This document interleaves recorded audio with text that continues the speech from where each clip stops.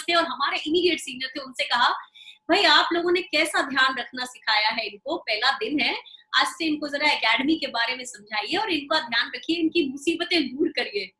और आप समझ सकते हैं वो मुसीबतें यूं दूर हुई कि उस दिन रात को 9:30 से 12:30 तक हमने पता नहीं कितने चक्कर लगाए। एक साइकिल स्टैंड था 400 मीटर का और उसके हमने करीब 10 तो चक्कर लगाए होंगे। और उस दिन से हमें ये समझ में आया कि चाहे कितनी भी टफ लाइफ हो, लेकिन हमें ये कहना है कि हमें प्रॉब्लम कुछ नहीं है और प्रॉब्लम हमें सुलझाना खुद सीखना होगा। एक और बात हुई एयरफोर्स एकेडमी में, जब भी कोई व्यक्ति एक व्यक्ति गलती करता था, पूरे के पूरे कोर्स को सजा मिलती थी। और अब तो आप में से बहुत लोगों को मालूम है कि ये इसलिए होता है कि जब हम युद्ध में जाते हैं तो हम इकट्ठा जाते हैं, तो हम अपनी टीम को छोड़कर ना भागे। ये उस तरह की भावना की एक तरह से वो हमें इम्बाइब करते हैं। तो इस तरह से हमने एकेडमी में सीखा कि हम इकट्ठा कैसे रहते हैं, एक दूसरे के साथ कैसे खड़े होते हैं। और एकेडमी का जो 52 सप्ताह का साल था, उसमें फील्ड क्राफ्ट किया हमने, रातों में जंगलों में चलते रहे 14, 15, 20 किलोमीटर तक और एक दूसरे का साथ देते रहे। वहीं मैंने सीखा कि अगर आप बहुत किसी एक सब्जेक्ट में बहुत अच्छे हैं, किसी एक विधा में माहिर हैं, तो आपको अपनी टीम में लीड करना है। लेकिन आप उसी विधा में अगर बहुत अच्छे नहीं हैं, तो आप ट्रेल कर जाइए, जिससे आपकी टीम जो है वो आगे मजबूती से जा सके। तो ये छोटे छोटे सीख थी।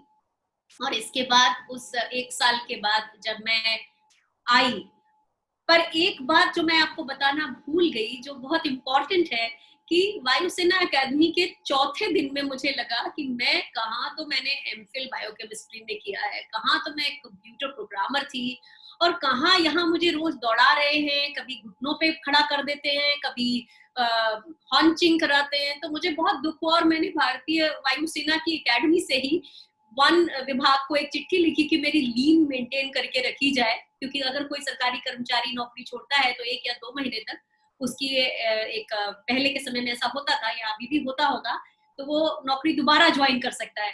तो मैं इतना घबरा गई थी कि मैंने ऐसा लिखा।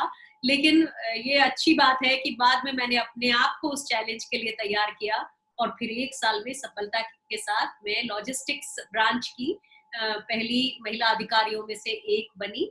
लॉजिस्टिक्स ब्रांच का उड़ान से ये ताल्लुक होता है कि जो जहाज हम खरीदते हैं, जो स्पेयर पार्ट्स हम खरीदते हैं, राशन, रसद और दूसरे तरह के कपड़े, सामग्री, ये सब उचित सोर्स से उचित दामों पर उचित समय पर खरीदने का काम लॉजिस्टिक्स ब्रांच का होता है। आज जिस हम राफेल को देख रहे हैं या उसके पहले Su-30, सुखोई 30 या मिराज 2000, ये सभी की खरीद में लॉजिस्टिक्स अधिकारी मेन अपनी भूमिका निभाते हैं और ये स्पेशलाइज्ड ट्रेनिंग उस 1 साल में दी जाती है। तो वायुसेना अकादमी का मोटिवेशन एक जगह था, अब हम यूनिट में पहुंचे।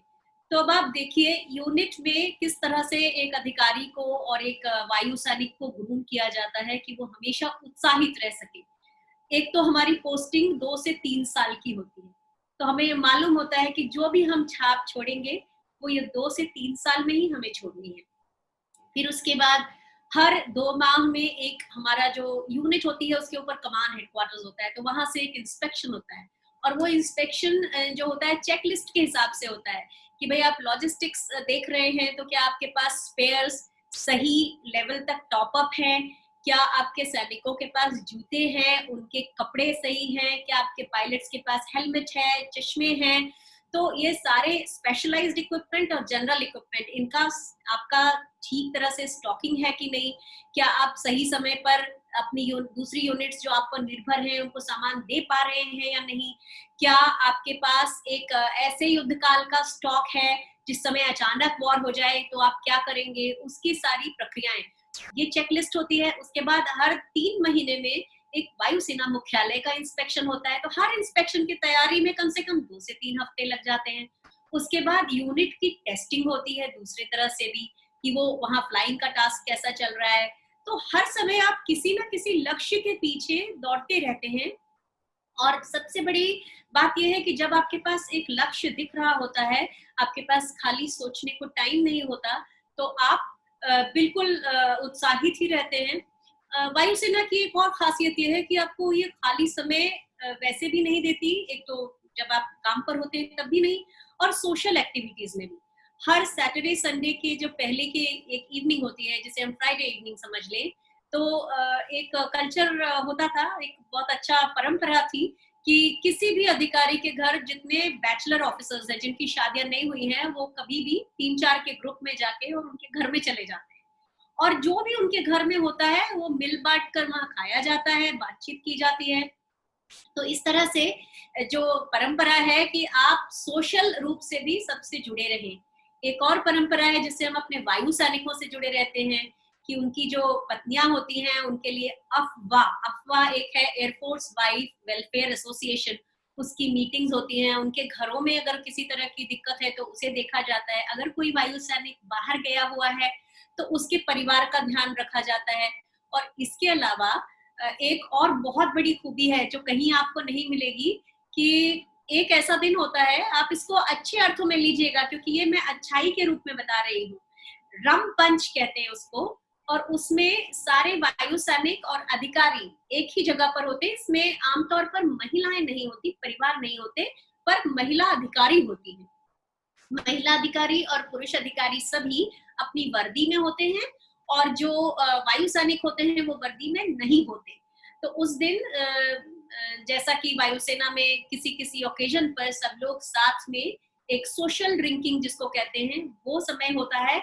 और इसमें वायु सैनिक अपनी वर्दी में इसलिए नहीं होते कि हम उनका नाम वगैरह ना जान सके, और उनके अंदर कोई हमारे को लेकर भड़ास होती है तो वो निकाल सकते हैं। ये एक बड़ी अनोखी चीज है जिसको आप कहीं नहीं पाएंगे, क्योंकि यहाँ पर आप उस सैनिक को पहचानते नहीं, लेकिन आप अपनी उस बात को नोट कर लेते हैं कि आपने किसी के साथ अगर या तो ज्यादा उदारता दिखाई है या ज्यादा उग्रता दिखाई है, दोनों ही कंडीशन में आपको कहाँ करेक्शन करने हैं। तो ये भी मैं समझती हूँ कि एक उत्साह बढ़ाने वाली ही बात है। इसके अलावा जब किसी का ट्रांसफर हो जाता है तो उसको हम सेंड ऑफ करते हैं। आपने सुना होगा कई अच्छी मूवीज में कि एक गाना सुनते हैं, we are a jolly good, he was a jolly good fellow और she was a jolly good fellow. तो ये वही है। और हम जब कोई नए लोग आते हैं तो उनका आगमन की भी पार्टी होती है, और ये पार्टीज को आप पार्टी की तरह मत समझिए, ये परेड होती है। इसमें आपका क्या पहनना है वो निर्धारित होता है, आप किस वक्त आएंगे, आप कितनी देर के बाद आप अपना पहला सॉफ्ट ड्रिंक उठाएंगे, कितनी देर के बाद आपके लिए एक खेल होगा, जो व्यक्ति जा रहा है उसके सम्मान में एक गेम होगा, उसको एंटरटेन किया जाएगा, किस वक्त के बाद खाना बिल्कुल लग जाएगा, और किस वक्त जॉली गुड फेलो होगा। तो ये सारी चीजें आपको उत्साहित रखती हैं। और इस तरह से वायुसेना अंदर ही अंदर सोशल कनेक्ट के द्वारा भी और ऑफिशियल कनेक्ट के द्वारा भी, और वायुसेना ही नहीं, तीनों सेनाओं में इस तरह की परंपरा है। तो हम ये मोटिवेशन बनाए रखते हैं। आपके इंस्टीट्यूट में भी एक स्पोर्ट्स मीट होती है, एक एनुअल फंक्शन होता है, फिर कभी कोई और प्रोग्राम होता है जिसमें डिबेट्स होते हैं, एक्स्ट्रा करिकुलर दूसरी एक्टिविटीज होती हैं। तो ये सब क्या है, ये एक रास्ता हटाने की जो बातें हैं ये उत्साहित ही तो करती हैं। तो ये वो बातें हैं।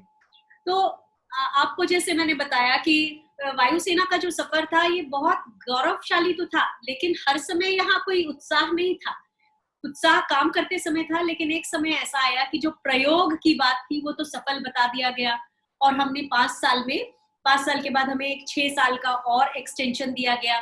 भारतीय वायुसेना ने अपने शुरू के विज्ञापन में लिखा था कि हम आपको पेंशनेबल सर्विस देंगे अगर प्रयोग सफल होता है। प्रयोग सफल हो गया, लेकिन वायुसेना पता नहीं क्यों इस निर्णय को लेने से हिचक गई।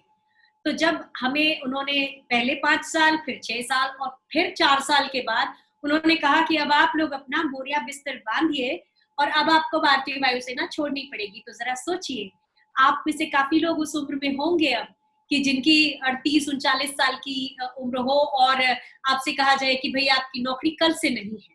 तो बड़ी एक अजब सी स्थिति होती है, आप एक क्रॉस रोड पे खड़े हो जाते हैं। तो फिर हमने भारतीय वायुसेना के खिलाफ एक कोर्ट केस बाद में किया, और उस समय का मेरा उत्साह था वो इस बात से था कि मैंने 2 बिल्कुल नई यूनिफॉर्म सिलवा के रखी।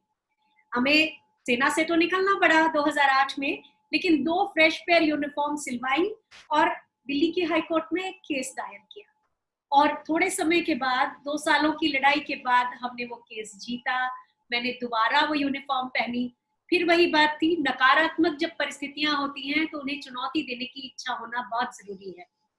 तो इस तरह से मैंने दोबारा अपनी वर्दी प्राप्त की और फिर मैंने 8 साल नौकरी की और फिर मुझे लगा कि जीवन में मुझे ऐसा कुछ मिला है जो पहले प्रारब्ध में नहीं था, यानी कि प्रयोग वाली नौकरी से पेंशनेबल नौकरी तक का सफर ये भारत के इतिहास में पहली बार हुआ था।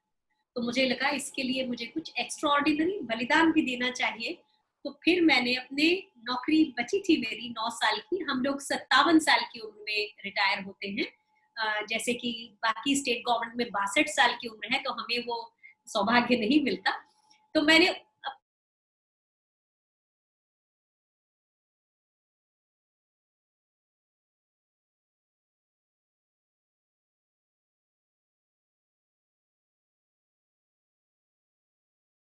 थी, चूंकि मैं प्रशासन से आती हूँ तो मुझे मालूम है कि आप प्रशासनिक तौर तरीके से ही किसी जगह को बदल सकते हैं। और मैंने इसीलिए सोचा कि अगर मैं राजनीति के तौर पर अगर मैं विदिशा जाऊं तो मैं शायद कुछ इफेक्टिवली काम कर सकूंगी, क्योंकि या तो कलेक्टर कुछ अच्छा कर सकता है या फिर राजनीतिक लोग।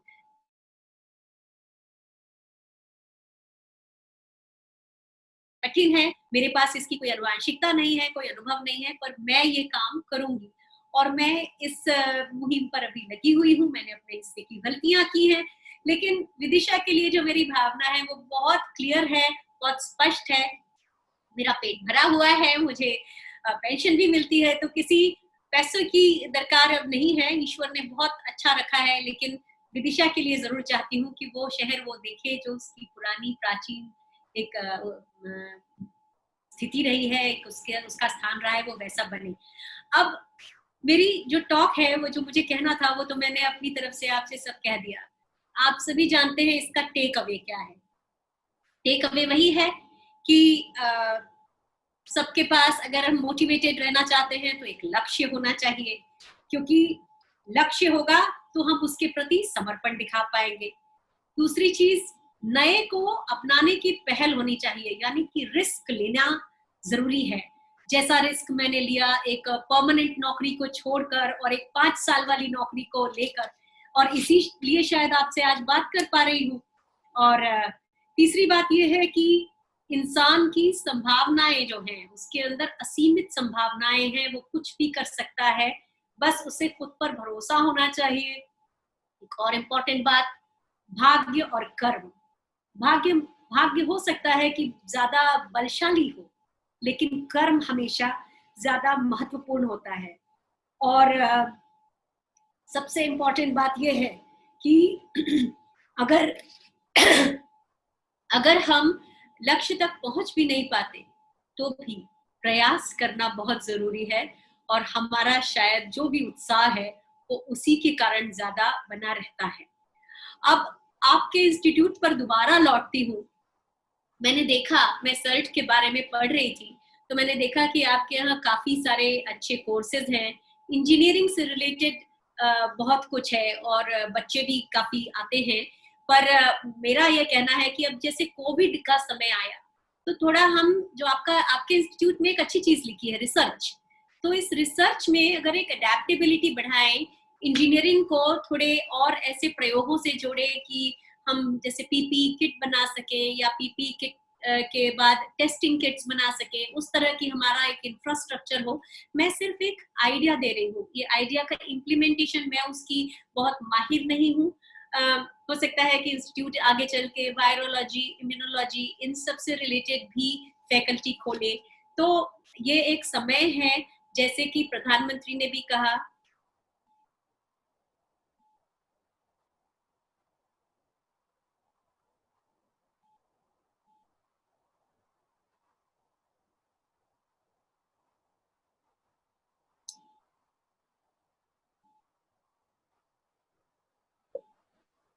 मैडम, अब जी समय बहुत ही कम बचा है, जी, मेरा तो खत्म हो ये चुका है। जी आपके लिए सर्टिफिकेट है ये। तो जी SIRTS की पूरी टीम की तरफ से।